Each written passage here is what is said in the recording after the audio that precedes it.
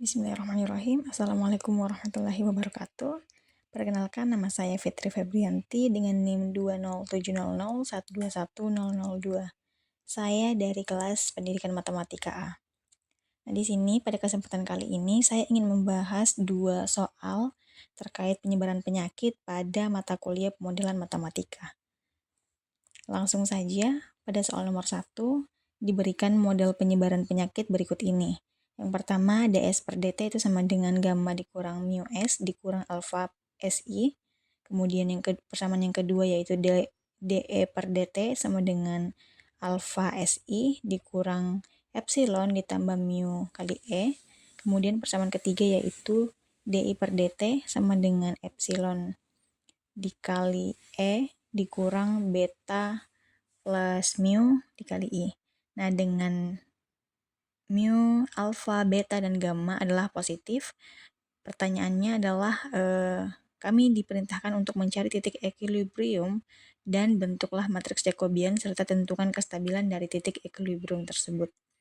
Nah, yang pertama kita akan mencari titik kesetimbangan bebas penyakitnya atau titik equilibrium bebas penyakitnya. Nah, di sini kesetimbangan bebas penyakit artinya belum ada individu yang terpapar. Individu yang terpapar itu E dan belum ada juga individu yang terinfeksi atau I. Maka dalam hal ini E dan I-nya itu sama dengan 0. Sehingga untuk mencari titik kesetimbangan bebas penyakit, kita menggunakan persamaan pertama untuk mencari nilai S-nya. Nah, di sini karena E dan I adalah bernilai 0, maka kita substitusikan masuk ke dalam persamaan. Jadi kita ganti I-nya sama dengan 0, maka menghasilkan S sama dengan gamma per mu. Jadi diperoleh titik kesetimbangannya untuk bebas penyakit itu sama dengan E0 sama dengan S, E, I, di mana S-nya itu sama dengan gamma per mu, 0, 0. Nah, kemudian selanjutnya kita akan mencari titik kesetimbangan endemiknya. Nah, di sini kita ketahui tadi di atas bahwa ada 3 persamaan, ds per dt, de per dt, dan di per dt. Nah, di sini langkah pertama itu dari persamaan pertama ini kita ubah bentuknya sampai kita memperoleh nilai S bintang, yaitu sama dengan gamma per mu ditambah alfa I bintang. Nah, ini kita jadikan persamaan 1B. Ini mudah ya, karena kita hanya mengurang dan membagi masing-masing ruas sehingga mendapatkan S bintang. Nah, kemudian dari persamaan 2A yang ini, kita lakukan hal yang sama, kita kurangi masing-masing ruas dan kita bagi masing-masing ruas sehingga kita memperoleh E bintang itu sama dengan alfa S bintang dikali I bintang per epsilon ditambah mu. Nah, ini kita jadikan persamaan 2B. Nah, kemudian dari persamaan yang ketiga tadi, persamaan yang ini, kita bentuk sampai menghasilkan E bintang. Nah, ini kita tinggal jumlahkan masing-masing ruas, kemudian kita bagi masing-masing ruas sehingga memperoleh E bintang. Nah, di sini E bintang sama dengan beta ditambah mu dikali I bintang per epsilon. Ini kita jadikan menjadi persamaan 3B. Nah, selanjutnya karena di sini ada 2 E bintang, jadi ini kita bisa samakan ruasnya sehingga kita bisa mendapatkan nilai S-nya nanti. Nah, di sini kita substitusi nilai E bintang pada persamaan 2B yang ini ke dalam persamaan 3B yang di bawah ini. Nah, E bintang sama dengan beta ditambah mu dikali I bintang per epsilon. Ini E bintangnya kita substitusi dengan persamaan yang tadi yang di atas, sehingga kita memperoleh S bintangnya itu sama dengan beta ditambah mu dikali epsilon ditambah mu per alfa dikali epsilon. Nah, ini kita jadikan persamaan 1C. Kemudian untuk mendapatkan nilai-nilai lainnya, kita substitusi nilai 1C ini, nilai S bintang ini ke dalam persamaan 1B.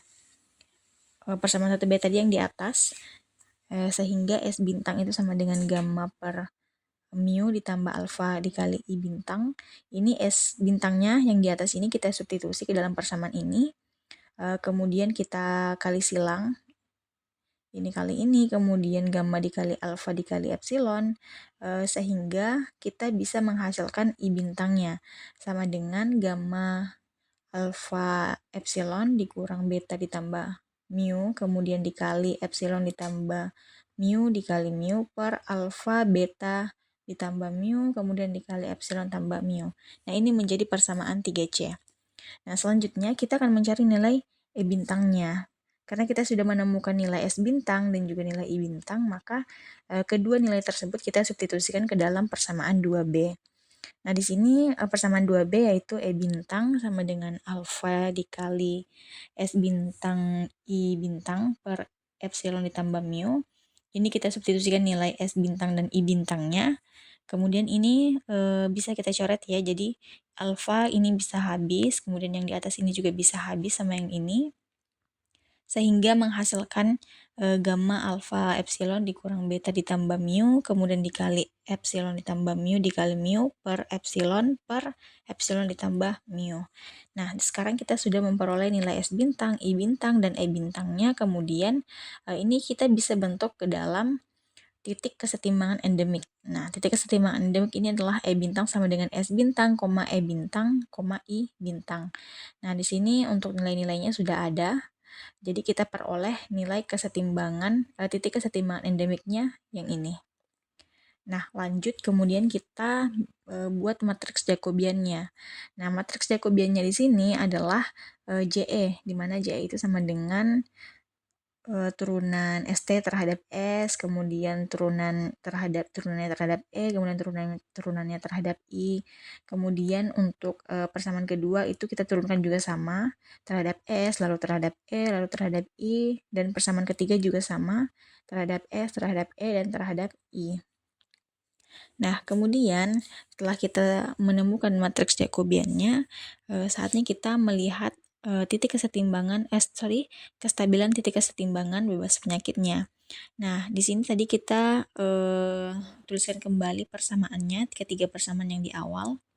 Kemudian kita bentuk ke dalam matriks Jacobiannya. Nah, ini masing-masing kita turunkan terhadap S dahulu, kemudian E, kemudian I.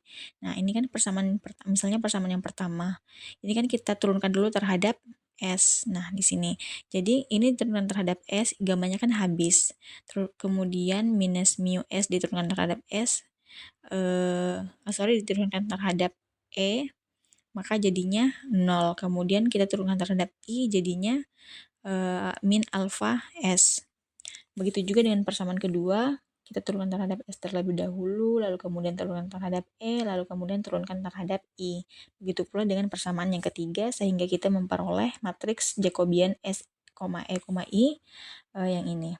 Kemudian, kita substitusi titik kesetimbangan bebas penyakitnya, di mana tadi sudah kita peroleh untuk nilai S-nya itu sama dengan gamma per mu, kemudian nilai E dan I itu sama dengan 0. Nah, di sini kita substitusi nilainya sehingga memperoleh matriks ini J, S, E, I. Kemudian kita lakukan linearisasi dengan matriks Jacobian ini kita kurangkan dengan identitas dikali lambda. Nah, di sini kita kalikan, ini kan yang akan kita cari nanti determinannya. Jadi di sini menggunakan tanda determinan. Kemudian ini kita kurangkan dengan identitas lambda sehingga mendapatkan matriks yang ini. Nah, kemudian kita akan mencari determinan dari matriks yang sudah kita peroleh dengan metode Sarus. Karena ini masih matriks 3x3, jadi bisa kita selesaikan dengan metode Sarus. Nah, di sini untuk menggunakan metode Sarus, jadi yang dua kolom ini kita pindahkan ke sebelah kanan. Nah, jadi untuk metode Sarus itu dari kiri atas ke kanan bawah. Jadi ini kali ini, kemudian yang ini kali ini, terus kemudian dikali ini, dan seterusnya, sehingga memperoleh perhitungan-perhitungan ini. Kemudian kita jabarkan sehingga memperoleh nilai ini lambda pangkat 3 ditambah beta ditambah 3 mu ditambah E dikali lambda pangkat 2 dan seterusnya. Ya, kenapa bentuknya seperti ini? Karena kita mau kelompokkan. Jadi kita kelompokkan di sini, kita faktorkan jadi lambda pangkat 3, kemudian lambda pangkat 2, kemudian lambda, lalu kemudian yang tanpa lambda. Nah, di sini untuk memudahkan kita misalkan Y sama dengan yang koefisien lambda pangkat 2 ini, kemudian Z kita misalkan dengan sebagai koefisien dari lambda, kemudian untuk A itu kita misalkan dengan yang ini. Nah, sehingga kita peroleh persamaan karakteristiknya menjadi lambda pangkat 3 ditambah gamma lambda pangkat 2 ditambah Z lambda ditambah A sama dengan 0. Nah, perlu kita ketahui bahwa untuk melakukan analisis kriteria stabilitas Routh-Horwitz, jadi di sini saya menggunakan stabilitas Routh-Horwitz. Nah, kita harus mengetahui pertama-tama koefisien dari persamaan karakteristik sistem. Nah, di sini kan kita peroleh tadi persamaan karakteristiknya yang ini. Nah, dengan koefisiennya itu A3 itu sama dengan 1 karena di depan sini, di depan koefisien dari lambda pangkat 3 itu 1, kemudian A2-nya itu sama dengan Y, A1-nya sama dengan Z, dan A0-nya itu sama dengan A. Nah, kemudian kita bisa bentuk tabel Horwitz-nya.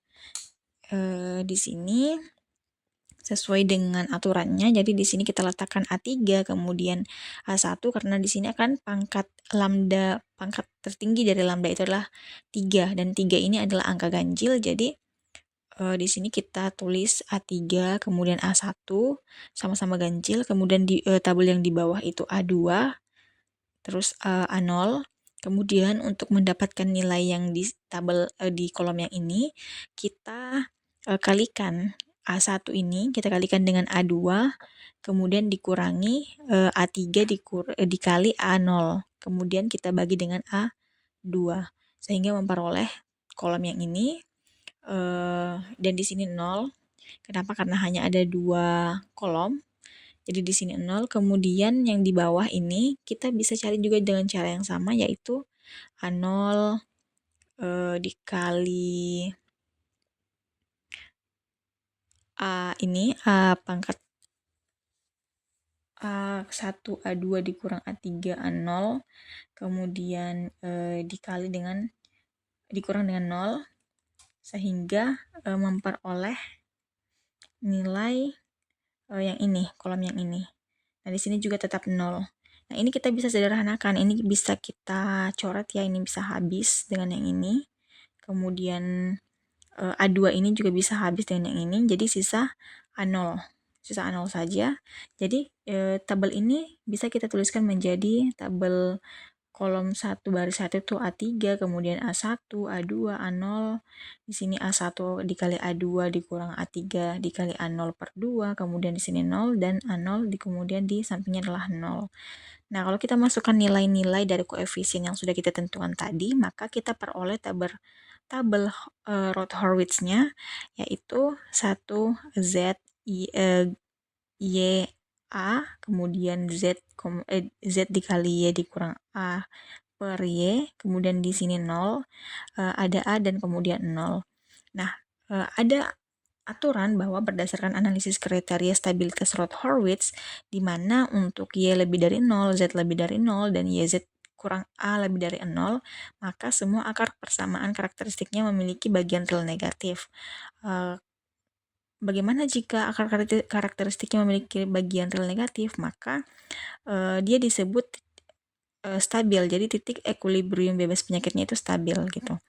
Nah, bagaimana kita tahu bahwa semuanya positif? Nah, kita lihat dari nilai-nilai ini bahwa ini nilai-nilainya semua itu tidak ada yang berubah. Artinya dia konstan alias positif.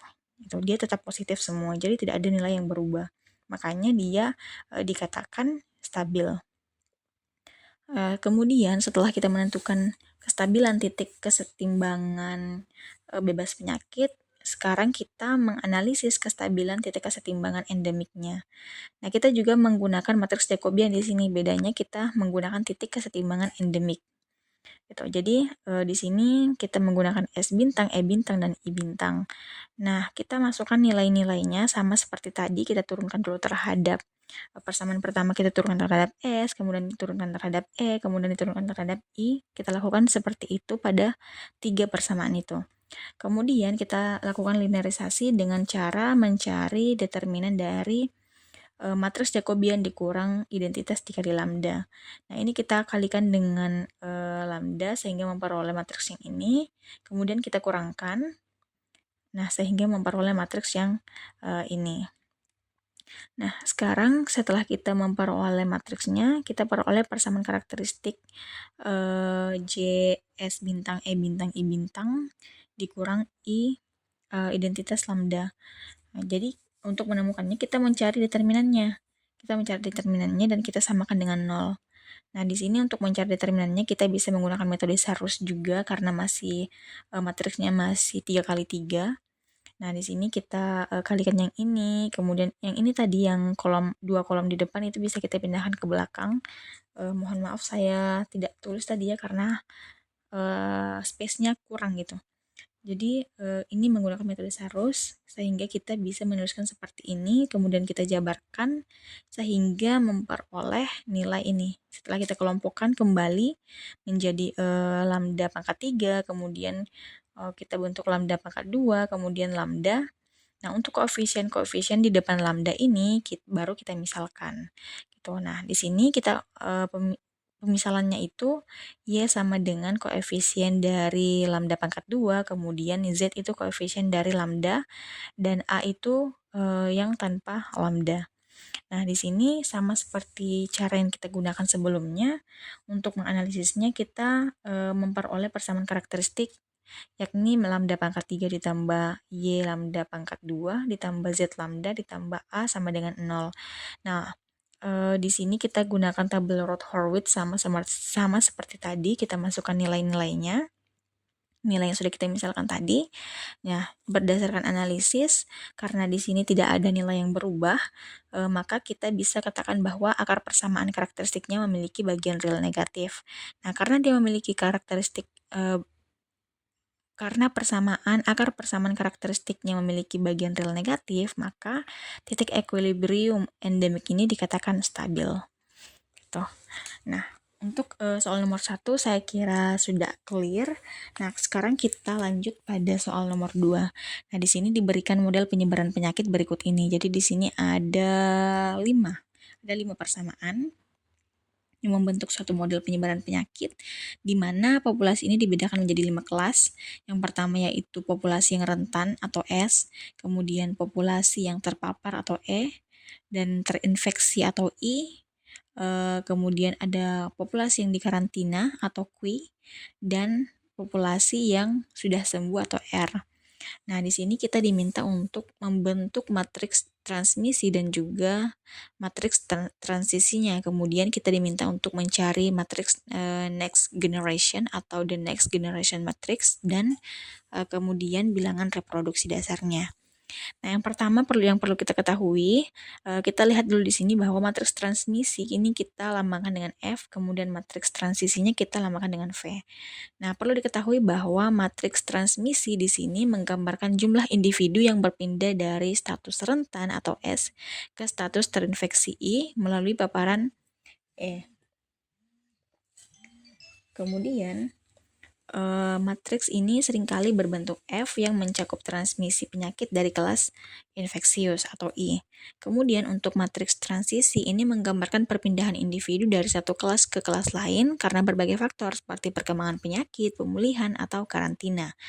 Nah, jadi untuk kedua matriks ini yang kita tinjau di sini adalah ketiga persamaan ini, yaitu persamaan E, I, dan Q. Kemudian di sini untuk menentukan matriks V dan F dan V pada sistem yang termasuk kelas terinfeksi ialah individu pada kelas yang terpapar, terinfeksi, dan karantina. Seperti yang saya katakan tadi bahwa 3 persamaan ini yang akan kita gunakan. Nah, di sini kita bentuk sehingga diketahui laju infeksi yang menambah kelas terinfeksi atau VARPI dan laju infeksi yang mengurangi kelas terinfeksi yaitu XI. Nah, di sini kita bentuk VARPI itu sama dengan 1 dikurang V beta S dikali I per N, di mana untuk mendapatkan itu ini kita lihat di sini. Nah, ini yang kita ambil. Kemudian kenapa di sini 0? Karena yang masuk pada kelas terinfeksi dan terpapar dan terinfeksi yang masuk pada kelas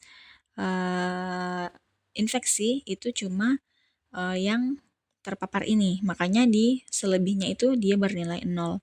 Kemudian untuk matriks transisi yaitu Xi, ini kita ambil ketiga-tiganya, jadi ketiga persamaan ini kita masukkan. Kenapa? Karena tadi dikatakan bahwa untuk matriks transisi itu menggambarkan perpindahan individu dari satu kelas ke kelas lain karena berbagai faktor. Jadi keseluruhannya ini kita perhitungkan. Nah, makanya di sini terbentuk 3 baris gitu.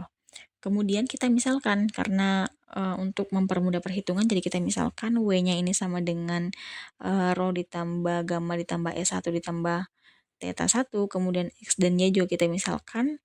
Nah, di sini kita peroleh matriks F dan V yang dibentuk melalui matriks Jacobi dari var P dan juga Xi terhadap U. Nah, di sini kita bentuk untuk var P1 itu kita turunkan terhadap A1, U1, U2, U3. Kemudian untuk var P2 kita turunkan terhadap U1, U2, dan U3. Begitu pula seterusnya sampai kita memperoleh nilai matriks pada bagian ini yang sudah kita turunkan terhadap matriks sebelumnya, matriks Jacobian sebelumnya.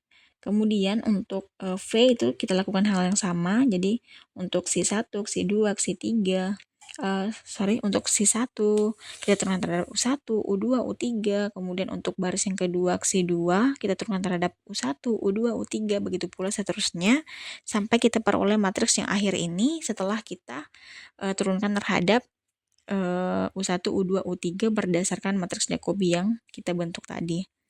Nah, di sini kita sudah memperoleh matriks F dan matriks V-nya. Kemudian untuk membentuk matriks next generation, ini bisa dicari menggunakan determinan dan juga adjoint dari matriks V. Jadi kita lihat dulu untuk mencari matriks next generation, kita terlebih dahulu mencari determinan dari matriks V. Nah, untuk mencari determinannya ini kita bisa peroleh WXY karena ini kan masing-masing 0 ya, jadi sisanya WXY. Kita bisa menggunakan metode Sarus di sini. Kita peroleh WXY, kemudian untuk adjoint V-nya, adjoint V di sini kita menggunakan metode tutup-tutup atau biasa disebut dengan kofaktor. Nah, ini bisa kita tuliskan untuk mempermudah, tapi sebenarnya untuk cara mudahnya ini bisa ya, misalnya pada kolom pertama baris pertama ini kita mau cari adjointnya, ini yang baris pertama kolom pertama itu kita tutup, artinya yang tertutup semua adalah satu baris pertama dan satu kolom pertama. Sekarang yang kita akan cari adalah nilai dari K22 kemudian dikali K33 dikurang K3,2 dikali K2,3. Nah, ini untuk penjelasan yang lebih jelas ini sudah ada. Jadi untuk nanti hasilnya itu kita selang-seling ya. Jadi plus minus plus minus plus minus dan seterusnya. Ini saya kira sudah dituliskan dengan sangat jelas. Untuk K11, K21, K31 itu sudah dituliskan secara jelas dan menghasilkan ini dia XY, 0, 0, gamma Y dan seterusnya. Nah, sehingga dari nilai-nilai yang kita peroleh dari adjoint V-nya tadi, itu bisa kita tuliskan dalam bentuk matriks transpose, yaitu XY, gamma Y, theta 2 gamma ditambah theta 1 X dan seterusnya. Ini kita transpose, jadi untuk transposenya kita ubah baris menjadi kolom, sehingga memperoleh adjoint V yang di bawah ini. Nah, sekarang untuk mencari V inverse-nya, jadi 1 per determinan V dikali adjoint V, karena sudah kita temukan adjoint V-nya, kemudian determinan V-nya juga sudah kita temukan, yakni W kali X kali Y, maka ini tinggal kita operasikan. Jadi ini kita kali dengan matriksnya. Nah, ini kan jadinya XY per WXY, kemudian 0 per WXY, dan seterusnya. Sehingga kita peroleh matriks V inverse-nya menjadi 1 per W, 0, 0, gamma per WX, kemudian sampai pada 1 per Y. Nah, di sini kita tahu bahwa untuk matriks K itu sama dengan V FV inverse Dimana untuk matriks next generation-nya itu F dikali V inverse. Nah, V inverse itu kan sudah kita dapatkan tadi, jadi di sini tinggal kita kali karena sama-sama tiga matriks 3 kali 3. Ini bisa kita operasikan jadi baris kali kolom, 0 dikali 1 per W, kemudian 1 dikurang V beta S per N dikali gamma per WX, kemudian 0 dikali theta 1X ditambah theta 2 gamma per WXY. Kemudian untuk baris pertama kita kali lagi dengan kolom kedua dan seterusnya. Sama seperti perkalian matriks pada umumnya. Nah, sehingga kita peroleh matriks K-nya yaitu sama dengan ini bisa terlihat di layar. Nah, setelah kita dapat matriks next generation, maka kita bisa mencari bilangan reproduksi dasarnya atau bilangan atau R0-nya. Nah, di sini untuk R0-nya kita peroleh dari nilai eigen dominan next generation. Nilai eigen dominan artinya kita nantinya di akhir itu kita ambil nilai eigen yang terbesar. Gitu.